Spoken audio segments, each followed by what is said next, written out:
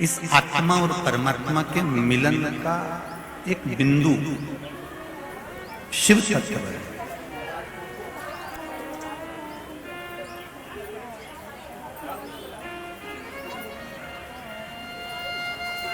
मान लो मानव का शरीर मिल भी गया, मानव की देह प्राप्त हो भी गई, और मानव की देह प्राप्त हो जाने के बाद भी अगर हम परमात्मा की अविरल भक्ति को प्राप्त नहीं कर सके तो फिर हमारा ये संसार सागर में आना तो व्यर्थ रहा। जैसे किसी तीर्थ में गए और किसी तीर्थ में जाने के बाद में, किसी तीर्थ में पहुंचने के बाद में आप बद्रीनाथ चले गए, जगन्नाथ चले गए, द्वारका जी चले गए, रामेश्वरम चले गए, या उज्जैन महाकाल की पावन धरा पर चले गए, पर वहां पहुंचने के बाद यदि आप अपने रिश्तेदारों से तो मिलकर आ गए, कुटुंब वालों से मिलकर आ गए, अपने परिचितों से मिलकर आ गए, पर देवाधिदेव महादेव के दर्शन नहीं करे, या बद्री विशाल भगवान के दर्शन नहीं करे, या हम जिस तीर्थ में गए हैं उस तीर्थ में पहुंचने के बाद हमने उस भगवान का स्वरूप का स्मरण ही नहीं किया, तो फिर उस तीर्थ में जाने से फायदा क्या हुआ? उसी तरह मनुष्य की देह मिल जाए, मानव का शरीर मिल जाए, और मानव का शरीर प्राप्त करने के बाद यदि हमने इस मनुष्य शरीर शिव भक्ति को धारण ही नहीं करा, भगवान शंकर की अविरल भक्ति को हम पहचान ही नहीं पाए, शिव तत्व को हम जान ही नहीं पाए, तो फिर इस मानव शरीर को पाने से मतलब क्या? 83,99,999 जन्म निकाले जाते हैं, तब जाकर ये 84 लाख नंबर का जन्म मनुष्य का प्राप्त होता है।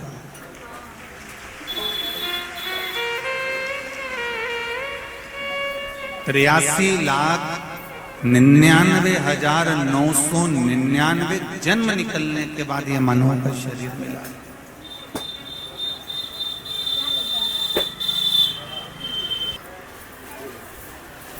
और 83,99,999 जन्म निकल जाने के बाद जब यह मानव का शरीर मिला, तो इस मानव के शरीर को प्राप्त करने के लिए जो 84 लाखवां जन्म मिला है, कोई ये जन्म साधारण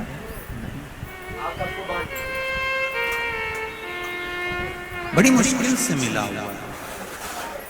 मैंने तेरे ही भरोसे ओ बाबा, तेरे ही भरोसे हवा बिच उड़ती जावांगी, बाबा डोर हटो छड़ी ना मैं कटी जावांगी, भोले मैं तेरी बता शंभू मैं तेरी बता।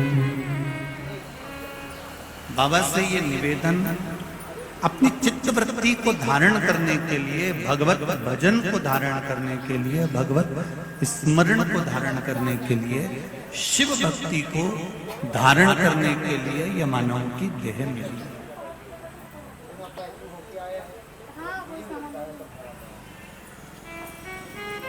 और यदि इस मानव की देह को ही हम व्यर्थ में गंवा दें तो फिर जीवन नरक है।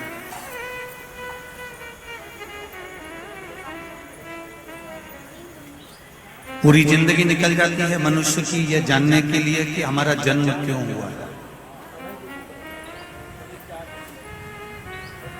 कोई आपसे पूछे कि आपका जन्म क्यों हुआ है, किस लिए पैदा हुआ है, किस लिए जन्म हुआ,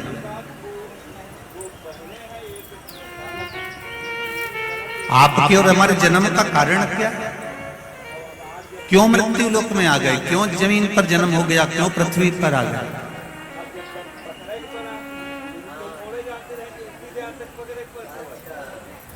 इस जन्म का कारण क्या है? तो उसका दो कारण हमने पहले भी वर्णन किया शिव महापुराण में कि मनुष्य के जन्म का दो कारण है। एक पूर्व में किए हुए कर्म का भोग भोगने के लिए और दूसरा भगवान का भजन करने के लिए ये मानव का शरीर।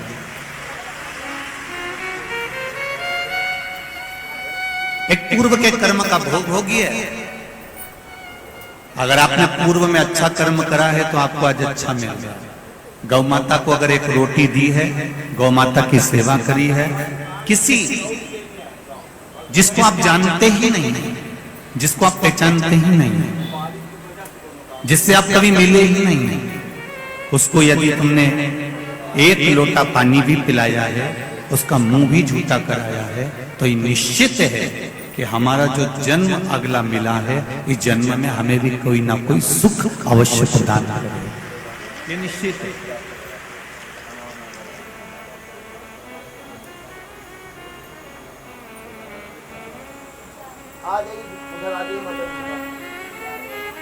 नहीं वही बैठी है, वही तो होगा।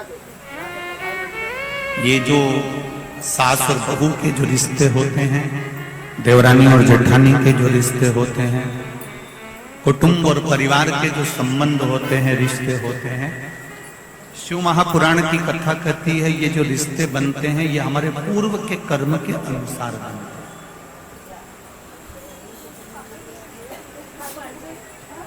हमने किसी को साथ दिया है, हमने किसी की सेवा करी है, हमने किसी को एक पल के लिए भी अगर अच्छा करा है तो ये निश्चित है वो हमारी बहू बनकर हमारी सेवा 24 घंटे कर देती है। अगर हमने पूर्व में कर्म किया, अगर हमने अच्छे कर्म किए और अग्रण्य हुए हैं तो उसका फल हमको जरूर मिलेगा। और यदि हमने पूर्व में जो कर्म करा है, पूर्व में अगर किसी का बुरा करा है तो निश्चित है कि आज हमें भी बुरा ही मिलेगा। आवाज आ रही है, बंद कर दो। पूर्व के कर्म का हमें भोगने को मिलता है। इसलिए आपको बारंबार पहले भी कहा, मत बुरे कर्म कर बंदे वरना पछताएगा, भगवान की आंखों से तू बच नहीं पाएगा, तू बच नहीं पाएगा। अरे हो फल भी तू ही पाएगा, जैसा किया तूने तेरे आगे। मत बुरे कर्म कर, मत बुरे कर्म कर बंदे वरना पछताएगा, भगवान की आंखों से तू बच नहीं पाएगा, तू बच नहीं पाएगा। अरे ओ अज्ञानी मत करना, अरे ओ अज्ञानी मत। अपने मन को, अपने चित्त को, अपने स्वभाव को, अपने हृदय को, अपने को स्वयं ही संजोना पड़ता। कोई दूसरा सुधारने वाला नहीं मिलेगा, ना दूसरा कोई सुधार पाएगा। एक पीने वाला जो व्यक्ति होता है ना, जो नशे में धुत होता है, उसको कोई कितना भी समझा दे मत पियो, बेकार है, क्यों पीते हो, बर्बाद हो जाओगे। पीने वाले व्यक्ति गटर में पड़े होते हैं, नाली में पड़े होते हैं, बेकार है। अब कितना भी समझा लो, उसके समझ में नहीं आता। समझ में कब आएगी? जब वो अपने हृदय से, अपने दिल से ये विचार कर ले कि जो मैं पी रहा हूं ये मेरे जीवन को और मेरे घर को और मेरे परिवार को बर्बाद कर रहा है, तो वो छोड़ छोड़ देगा। पर यदि तुम खूब प्रेशर दे लो कि नहीं पीना है, तुझे बंद कर दूंगा और तुझे मुक्ति केंद्र में ले जाकर नशा मुक्ति केंद्र में रख दूंगा, तुझे यहाँ रख दूंगा, तुझे वहां रख दूंगा, पर जब तक वो भीतर से जड़ी नहीं होगा, जब तक वो भीतर से जड़ता धारण नहीं करेगा, तब तक वो नहीं काम, लोभ, आसक्ति, वासना, तृष्णा, ये सब तुम्हें भीतर से तोड़ना।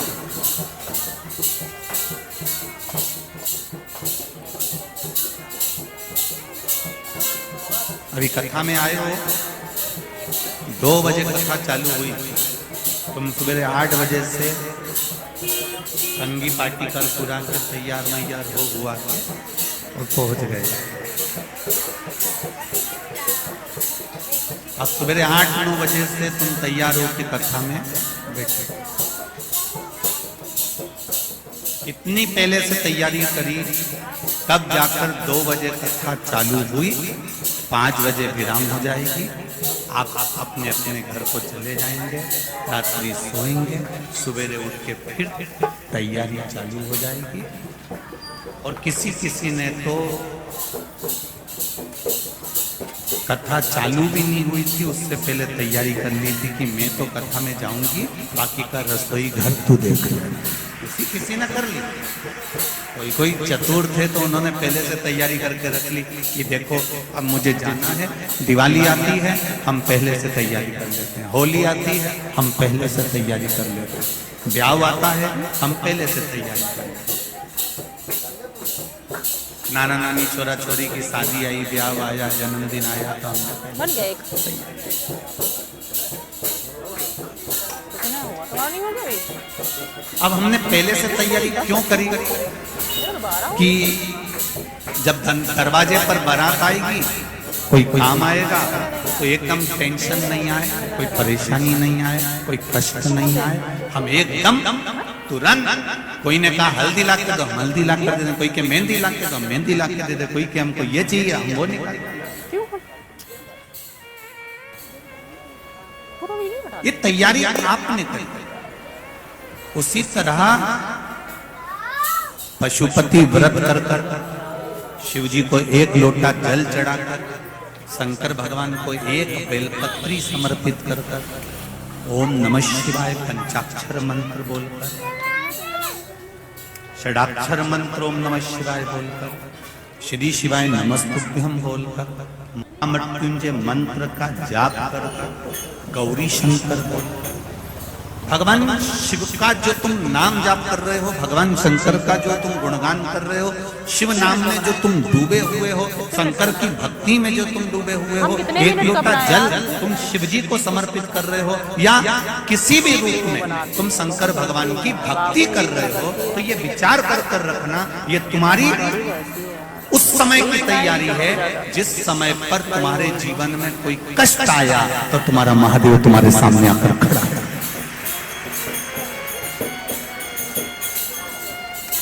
तुम्हारे जीवन में अगर थोड़ा सा भी कष्ट आया तो